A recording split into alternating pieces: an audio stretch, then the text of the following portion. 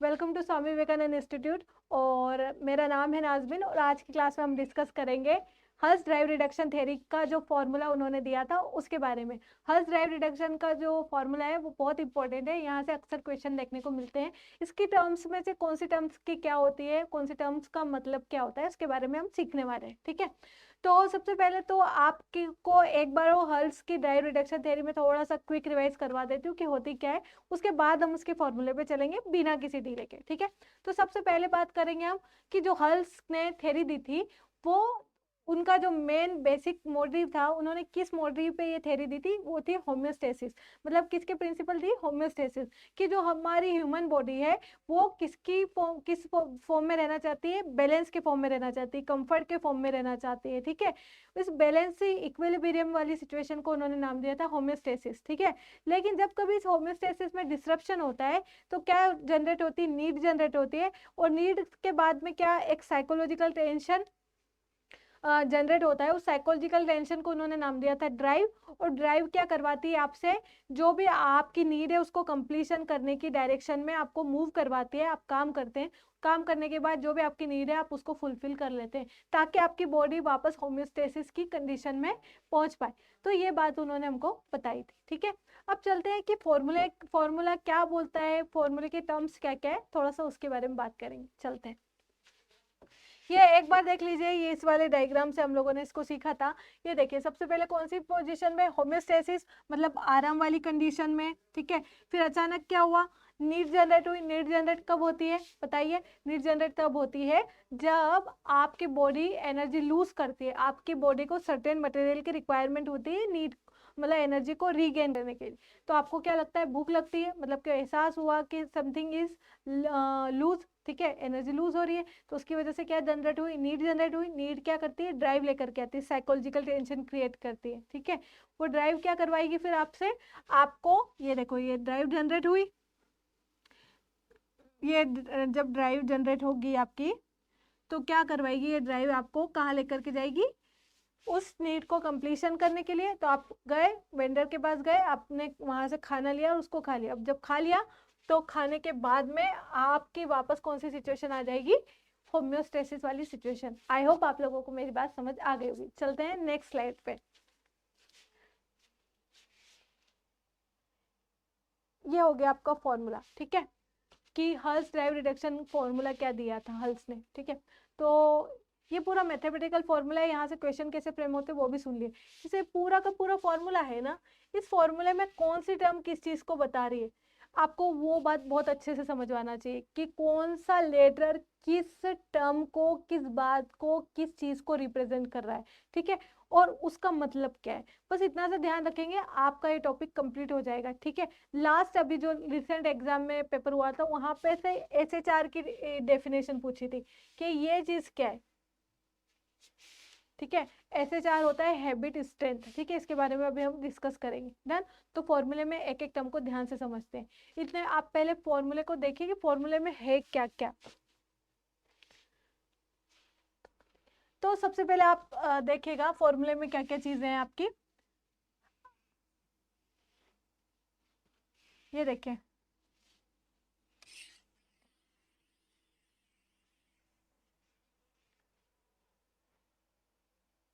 देखिए सबसे पहले है इसमें SER। ठीक है, पहली बात तो यह है कि जो हल्स ड्राइव रिडक्शन थ्योरी है वो SOR के सिद्धांत पे काम करती है। और यहाँ पे क्या है, ऑर्गेनिज्म है। क्या है, ऑर्गेनिज्म। ऑर्गेनिज्म मतलब क्या होता है, ऑल लिविंग बींग्स। ठीक है, जैसे हम सब हुए। ठीक है, तो हम किसके सिद्धांत पे काम करेंगे, स्टिमुलाई और रिस्पॉन्स। हमारे सामने कुछ स्टिमुलाई आएगा, फिर हम उसके बारे में कुछ सोचेंगे, समझेंगे, एक्ट करेंगे, फिर हम क्या करते हैं, रिस्पॉन्स देते हैं। तो एस मतलब स्टिमुलाई, ऑर्गेनिज्म मतलब हम, और जो उसको स्टिमुलाई को देखने के बाद हम जो रिएक्ट करते हैं, जो रिस्पॉन्स देते हैं, वो होता है आपका रिस्पॉन्स। ठीक है, तो इस तरह से ड्राइव रिडक्शन थ्योरी जो है वो SOR मॉडल पे काम करती है, ये बात भी आपको पता होना चाहिए। ठीक है, अब बढ़ते हैं फॉर्मूले की तरफ। याद रखिएगा, एज का मतलब क्या होता है, स्टिमुलाई। अगर आपको नहीं आता है तो आप कहीं पे इसको लिख लीजिए। और आर का मतलब होता है आपका रिस्पॉन्स। गेटिंग माई पॉइंट, चलिए आगे की तरफ चलते हैं। तो इसमें सबसे पहला जो है SER का देखेंगे हम, इसको बोलते हैं एक्साइटेटरी पोटेंशियल, ठीक है। अब एक्साइटेटरी पोटेंशियल क्या होता है वो समझेंगे हम।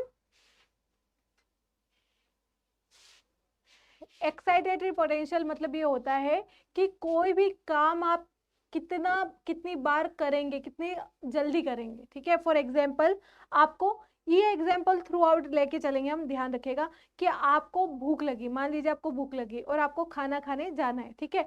तो कितनी जल्दी उठ करके आप खाना खाएंगे उसकी प्रोबेबिलिटी क्या है, कितनी जल्दी उठ करके आप खाना खाएंगे उसकी प्रोबेबिलिटी क्या है, कितनी बार खाएंगे, कितनी जल्दी काम करेंगे, ठीक है। तो जो भी आपका गोल है आप उसको कितनी जल्दी कंप्लीट करेंगे, ठीक है, कितने उसकी प्रोबेबिलिटी क्या है, उसकी संभावना क्या है, ठीक है। उस संभावना को बोलते, जैसे आपको भूख लगी है, खाना खाना है और किचन में आपका फेवरेट खाना बना है, तो आप एकदम से तुरंत जाएंगे, तुरंत खाएंगे, ठीक है। और आपको बहुत तेज भूख लगी है लेकिन किचन में लेट्स सपोज कि करेला बना है जो आपको इतना पसंद नहीं है, तब भी आप जाएंगे खाना खाएंगे क्योंकि आपको भूख लगी है, लेकिन उतना जल्दी नहीं खाएंगे जितना जल्दी आप पहले जा रहे थे जहाँ पे आपकी फेवरेट डिश थी ना। तो यहाँ पे प्रोबेबिलिटी क्या थी, यहाँ पे जल्दी थी कि आप जल्दी जा करके काम करेंगे, लेकिन उसके बाद में क्या थी, संभावना थोड़ी सी धीमी हो गई। क्लियर, बात समझ में आ रही है, कितना एक्साइटेड होकर के आप वो काम कर रहे हो, ठीक है। एक्साइटेटरी पोटेंशियल वो चीज बताता है, ठीक है। ये देखिए, और the likelihood that an organism will produce a response to a stimulus, ठीक है, कि कोई भी ऑर्गेनिज्म है वो स्टिमुलस लाइक खाना है, तो उसकी तरफ आप कितनी जल्दी भागोगे, कितनी जल्दी दौड़ोगे, कितनी जल्दी आप जाकर के खाना खा लोगे, वो जो फास्टनेस है, वो जो पोटेंशियल है, उसको बोलते हैं एक्साइटेटरी पोटेंशियल। लाइक अगर किसी को पैसे की बहुत कमी है घर पे, ठीक है, तो उसके सामने जो भी जॉब आया उसने पकड़ लिया और उसको करना है, ठीक है, क्योंकि अभी घर में खाने के लिए भी नहीं है, तो वो बहुत जल्दी जाकर के फास्टली वो काम करेगा, ठीक है। लेकिन वहीं पे अगर किसी के घर में फिनेंशियल कंडीशन अच्छी है, सब कुछ अच्छा है, 2 वक्त का खाना बहुत अच्छे से मिल रहा है, अच्छा घर है, सब कुछ है, तो वो हर किसी जॉब में जाएगा और नहीं करेगा, वो थोड़ा रुक करके सोचेगा कि मैं ये करूँ ना करूँ, यहाँ पे फायदा है, यहाँ पे नुकसान, यहाँ पे ज्यादा सैलरी, यहाँ पे कम सैलरी, तो वो ये सारी चीजें इंडिकेट कर करके चलेगा। आई होप आप लोगों को मेरी बात समझ आई होगी, ठीक है। तो एक्साइटेटरी पोटेंशियल का मतलब कितनी जल्दी स्टिमुलाई रिस्पॉन्स, कितनी जल्दी ऑर्गेनिज्म रिस्पॉन्स कर रहा है स्टिमुलाइज की तरफ, ठीक है। तो याद रखेगा। अगला पॉइंट क्या है आपका इसमें, SER, ये वाला अगर आपका पॉइंट खत्म हो गया तो अब इनके ऊपर चलते हैं कि ये सब चीजें क्या है। देखिए, थोड़ा सा आपको ध्यान से समझना पड़ेगा क्योंकि चीजें ना तो बहुत ज्यादा मुश्किल है और ना ही ज्यादा आसान है, तो थोड़ा मेरे साथ में अगर आप अच्छे से चलेंगे तो आपको बहुत अच्छे से समझ आ जाएगा, ठीक है। बात समझ आ रही है, चलिए चलते हैं अगले अगले टर्म की तरफ। तो पहले टर्म क्या है आपकी, V, क्या है V। अब V क्या है समझिएगा ध्यान से, V है आपका stimulus intensity dynamism, meaning some stimuli will have greater influence than others. जैसे मैंने आपको बताया था एक्साइटेड पोटेंशियल कि कितनी जल्दी क्विक जाकर के आप वो काम पूरा करते हैं, लाइक कितनी जल्दी जाकर के आप खाना खत्म करते हैं, कितना उसकी प्रोबेबिलिटी क्या है कि आप उसके लिए रिस्पॉन्स बहुत तुरंत करेंगे, ठीक है। तो एक्साइटेड पोटेंशियल ये बताता है कि काम के होने की संभावना कितनी है और कितनी फास्ट है, इसके बारे में हम डिस्कस कर रहे हैं, ठीक है। तो ये किसके इक्वल बताया उन्होंने कि V into D into J, मतलब V into D into J into SHR into SIR IR SOR SLR, ये सब माइनस में, ठीक है। तो उसकी क्या संभावना है, उसके लिए पहली टर्म है V। V क्या है, इंटेंसिटी ऑफ स्टिमुलाई। जैसे अगेन वही वाला कि आपको भूख लगी है और आपको खाना खाना है, तो जब आपको खाना खाना है और आपको तेज भूख लगी, ठीक है, तेज भूख लगी है, तो अब आपके सामने ऑप्शन है, ठीक है, कि आप जाएंगे किचन में और किचन में आपकी फेवरेट डिश है, लेट्स सपोज कि आपको बिरयानी बहुत पसंद है, तो है ना किचन में बिरयानी रखी है, तो आपने सुना, एक तो तेज भूख लगी और सुना क्या है कि बिरयानी है, खाने में क्या है बिरयानी, आप तुरंत उठे और तुरंत खाने पे जाएंगे, ठीक है, क्लियर। लेकिन दूसरा एग्जांपल कि आप गए किचन में और ले सपोज कि है ना नॉर्मल लौकी की सब्जी बनी, ठीक है, नॉर्मल टिंडे की सब्जी बनी, ठीक है, और आपने सुना, ठीक है, उस टाइम पे भी आप उठेंगे खाना खाने जाएंगे, लेकिन उतनी फास्टनेस के साथ में नहीं जाएंगे जितना बिरयानी के लिए गए थे, ठीक है। तो आप जाएंगे, ठीक है, खाना खाएंगे, क्लियर है, मतलब थोड़ा धीमे धीमे काम करेंगे। लेकिन वहां पे था एकदम तुरंत, क्योंकि एक तो भूख भी लगी थी और फेवरेट चीज भी थी। यहाँ पे भूख भी लगी लेकिन फेवरेट चीज नहीं है, बोरिंग चीज है, तो भी करेंगे पर थोड़ा धीरे करेंगे, ठीक है। तो इस चीज को बोलते हैं कि जो बिरयानी था वो भी एक स्टिमुलाइज था, और जो लौकी की सब्जी है वो भी एक स्टिमुलाई, लेकिन बिरयानी की इंटेंसिटी ज्यादा है, क्योंकि आपको पसंद है, ठीक है। तो स्टिमुलाई की इंटेंसिटी कि कितनी पावरफुल तरीके से वो आपको अपनी तरफ बुला रहा है, ठीक है, उसके लिए वर्ड यूज करते हैं वी स्टिमुलाइज इंटेंसिटी, या फिर क्या बोलेंगे इसको, dynamism of intensity stimuli. Clear, बात समझ आई। तो करेले या उसकी सब्जी, लौकी की सब्जी उतना इंटेंसिफाई नहीं करती है जितना बिरयानी करती है, क्योंकि वो आपको पसंद है। क्लियर, तो आई होप ये समझ आया होगा। अब अगली बात पे चलते हैं। अगला है आपका drive reduction, D for drive reduction, ठीक है, determined by the amount of biological deprivation, ठीक है। ड्राइव स्ट्रेंथ का मतलब ये है कि किसी काम को करने के लिए, देखो ये सब मिले जुले टर्म है, आपको थोड़ा इसमें बहुत बारीक बारीक डिफरेंस है, तो आपको पता होना चाहिए। ड्राइव रिडक्शन का मतलब क्या हुआ वो सुनिएगा। ड्राइव रिडक्शन का मतलब ये है कि जो आप, वो जो स्टिमुलाई है बाहर की साइड, वो कितनी जल्दी आपकी साइकोलॉजिकल टेंशन को दूर करता है। फॉर एग्जाम्पल ले सपोज कि आपको प्यास लगी है, बहुत तेज पानी की प्यास लग रही है, ठीक है। अब जब आपको प्यास लगी है तो आपको सामने ऑप्शन दिख रहे हैं दो, एक तो आपको एक ग्लास वाटर दिखा है, और एक और आपको दिख रहा है हनी, एक बाउल में हनी रखा है, ठीक है। तो जो वाटर का ग्लास है, ठीक है, वो वाटर का ग्लास क्या करेगा, आपके पानी की जो प्यास है, आपकी जो थर्स्ट है, उसको जल्दी बुझाएगा, ठीक है। तो जो आपके अंदर साइकोलॉजिकल टेंशन क्रिएट हो रहा है, जो आपकी ड्राइव है, उस ड्राइव को कौन सबसे पहले सॉल्व कर देगा, कौन जल्दी शांत करेगा, पानी का ग्लास या हनी, ठीक है। आपको पता है पानी का ग्लास जल्दी आपकी साइकोलॉजिकल टेंशन को रिड्यूस करेगा, कम करेगा, तो आप पानी की तरफ फौरन जाएंगे, तुरंत वो जाएंगे और पानी पिएंगे, क्योंकि आपको उस टाइम पे प्यास लगी, हनी नहीं खाना। बात समझ आई। तो याद रखिएगा ड्राइव रिडक्शन का इसमें बहुत बड़ा रोल होता है कि कौन सी चीज आपकी ड्राइव को जल्दी रिडक्ट करती है, साइकोलॉजिकल टेंशन को कौन जल्दी रिडक्ट कर रहा है। बात समझ आई, clear. Drive strength, drive reduction का मतलब है कि कौन सी चीज आपकी साइकोलॉजिकल टेंशन को कम कर रही है उस सिचुएशन में। प्यास लगी है तो पानी का ग्लास पानी को प्यास को शांत करेगा, तो इसलिए पानी का ग्लास आप जल्दी पिएंगे, क्योंकि वो आपकी ड्राइव को क्या कर रहा है, रिडक्ट कर रहा है एज कम्पेयर टू हनी की प्लेट के। तो इसलिए ये वाला हो गया आपका ड्राइव रिडक्शन। आई होप आपको बात समझ आई होगी। अगले पे चलेंगे हम लोग। अगला है के, क्या है आपका, ये देखिए आपका के, हमने बी समझाया, डी समझा दिया, अब बात करते हैं के की। अब के क्या है वो सुनिए। के इंसेंटिव मोटिवेशन और द साइज और मैग्नीट्यूड ऑफ द गोल।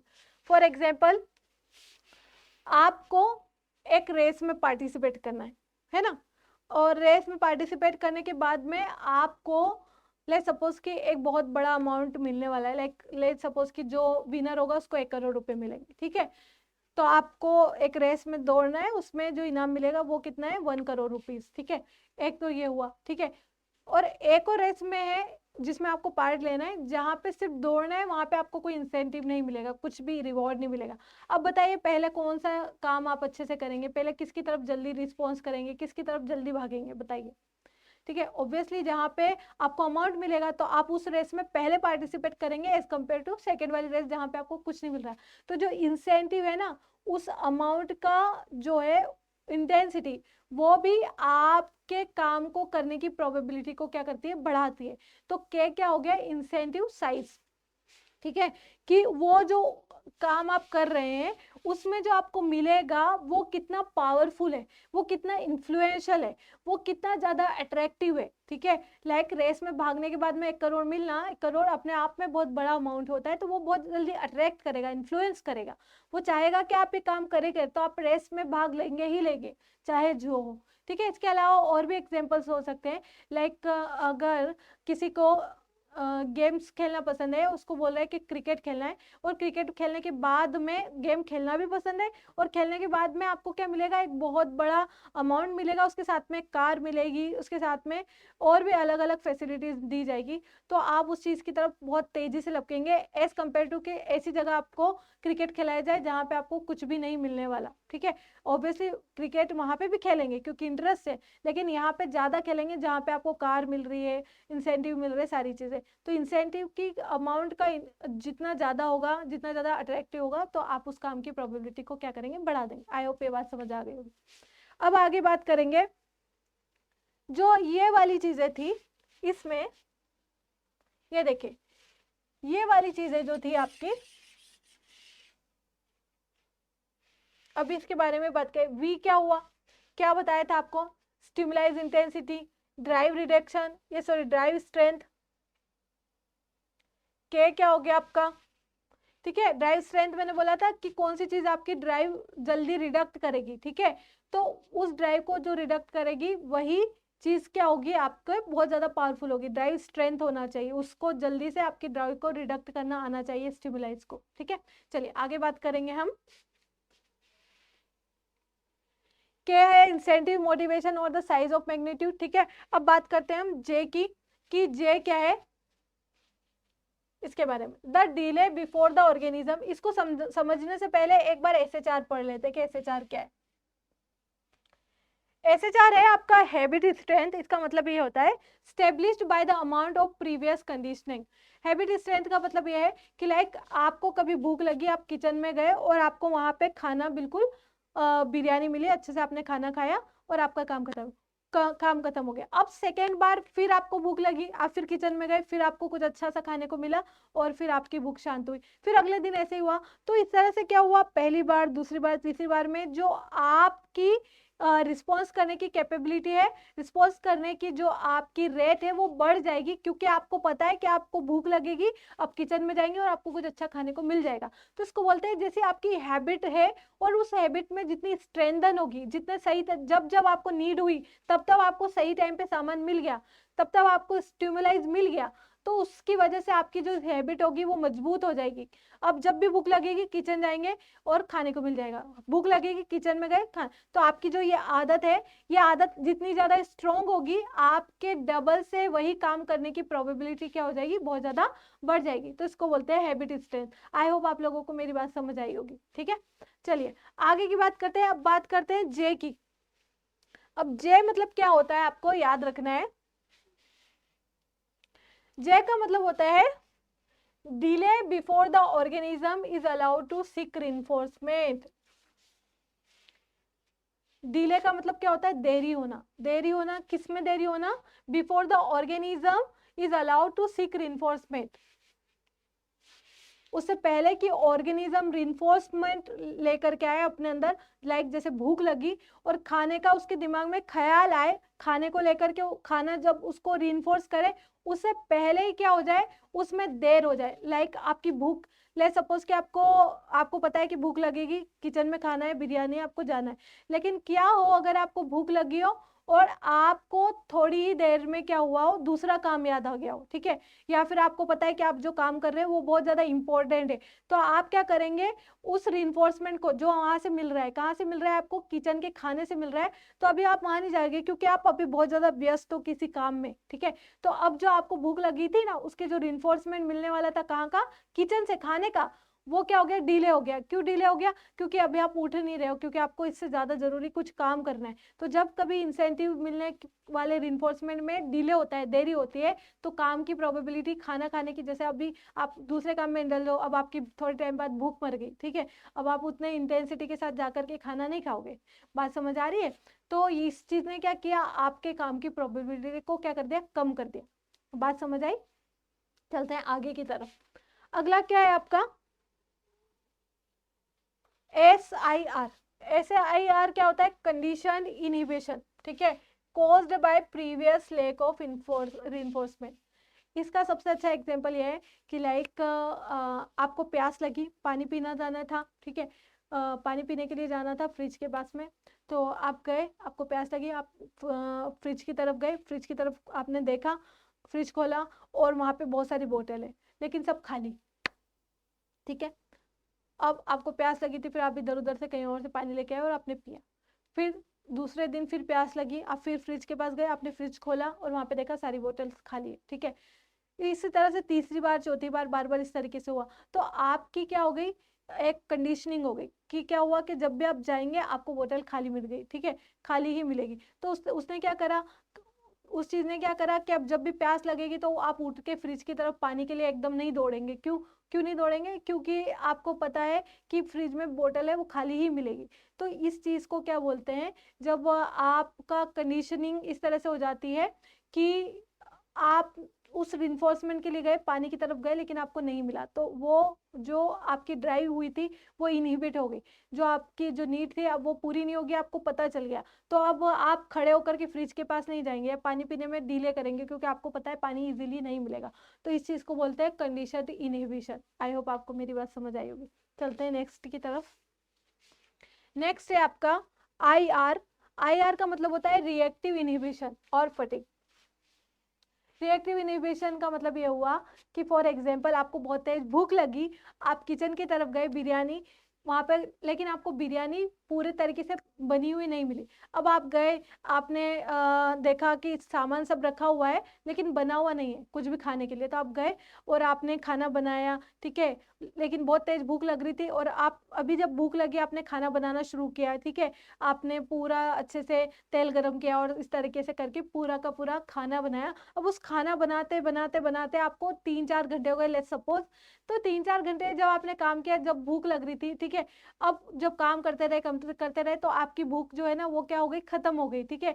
तो आप क्या हो गए, खाना बनाते बनाते बहुत थक गए, ठीक है। अब जब आप थक गए तो खाने का उतना मन नहीं कर रहा है, ठीक है, लेकिन लगी बहुत तेज भूख थी, लेकिन अब आपका खाना खाने का मन नहीं कर रहा है क्योंकि उसमें बहुत टाइम हो गया, बहुत टाइम डिले हो गया, जो आपको मिलने वाला था खाना, जो रिइंफोर्समेंट मिलने वाला था वो बहुत डिले हो गया, ठीक है, थका दिया उस काम ने आपको। तो जब इस तरह से होगा, ठीक है, तो उसको बोलते हैं फटीग, ठीक है। तो जब थकान आ जाती है तो हम उस काम को नहीं करते। अब अगली बार आपको अगर खाना बना बनाया नहीं दिखेगा तो आप वो वाला काम दोबारा आप किचन की तरफ नहीं जाएंगे, ठीक है, भूख को शांत करने कुछ और सोचेंगे, ठीक है। बात समझ आई?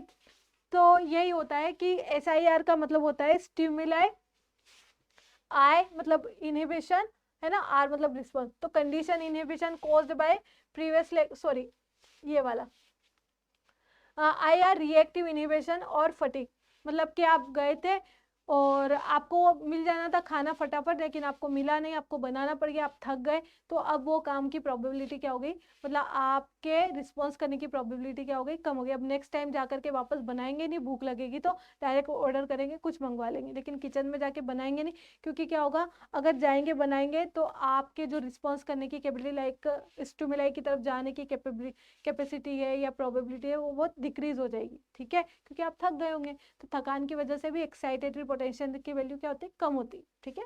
चलिए आगे चलते हैं। अगला है आपका SOR, ठीक है, इसको बोलते हैं रैंडम एरर। रैंडम एरर, ले सपोज कि वापस से आपको भूख लगी और आप जा रहे हैं किचन में खाना खाने के लिए, ठीक है, लेकिन क्या हुआ कि किचन में खाना खाते जाते वक्त क्या हुआ, एकदम से आप खाना खाने जा रहे थे, वहां पे बिरयानी भी रेडी है, सब कुछ है, लेकिन आप जा रहे थे और जाते वक्त अचानक से क्या हुआ, आपका पैर स्लिप खा गया और पैर स्लिप खा गया और आप गिर गए, ठीक है। अब गिर गए तो आपके पैर में बहुत भयंकर मोच आ गई, ठीक है, आपके पैर में बहुत ज्यादा चोट आ गई। अब चोट आ गई तो अब बताइए, अब आप खाना खाएंगे? बताइए, नहीं खा पाएंगे, क्योंकि अभी तो आपको चोट लग गई है ना, एरर हो गई, मतलब आप कुछ रिस्पॉन्स करने के लिए जा रहे थे लेकिन बीच में क्या हुआ, एक एरर की वजह से, लाइक आपको आपका पैर स्लिप किया, आप फिसल गए, आपको चोट लग गई, तो उसकी वजह से अब आप रिस्पॉन्स नहीं करेंगे, मतलब खाना नहीं खा पाएंगे। क्यों? क्योंकि एरर की वजह से क्या हुआ, आपका पैर स्लिप हुआ, ठीक है, पैर स्लिप होने की वजह से, इस इंसिडेंट की वजह से आप खाना नहीं खा रहे हैं, ठीक है।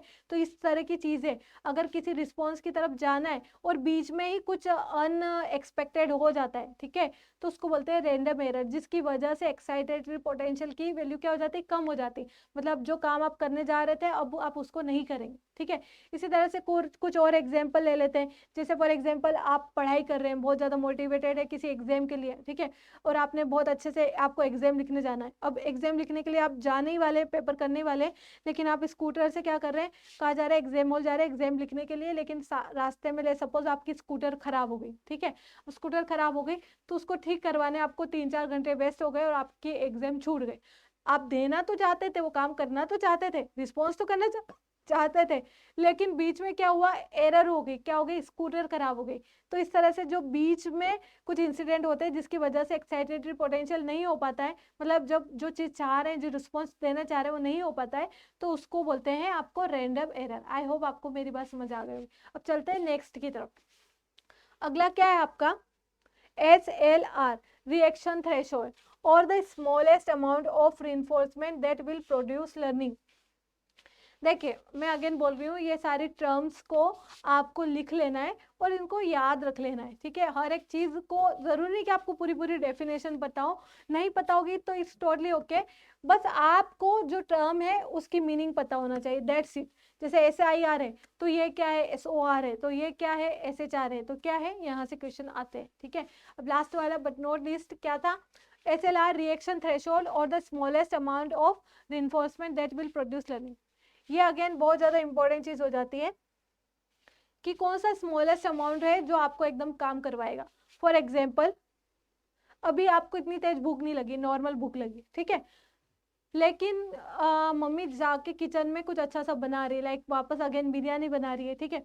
तो बिरयानी अगर बना रही है मम्मी तो क्या होगा कि खाने में वो बन रहा है जो आपको बहुत ज़्यादा पसंद है, ठीक है। अब उसकी खुशबू आई, आपको स्मेल की, आपने, आप पढ़ रहे थे आपके रूम में, वहाँ से स्मेल आई, ठीक है।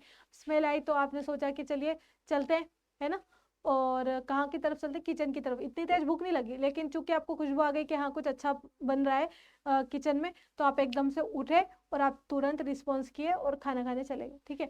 लेकिन वहीं पे अगर इसकी जगह ऐसी कोई चीज़ बन रही है जो आपको पसंद नहीं है, तो वहाँ पे भी, और आपको कम भूख लगी, तो आप एकदम उठ के नहीं जाएगी, आप सोचोगे अभी 1 घंटे बाद खाऊंगा, 2 घंटे बाद खाऊंगा या 3 घंटे बाद खाऊंगा।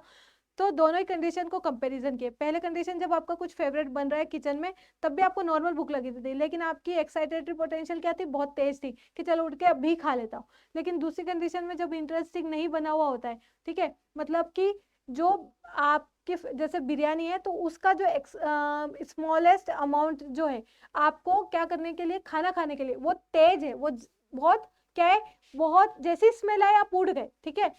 और दूसरे वाले में जब इंटरेस्टिंग नहीं बनाए तो उसमें भी आप उठ के और गए तो सही, लेकिन आप बहुत डीले करके गए, बहुत देर से गए खाना खाने के लिए, ठीक है। बात समझ आई।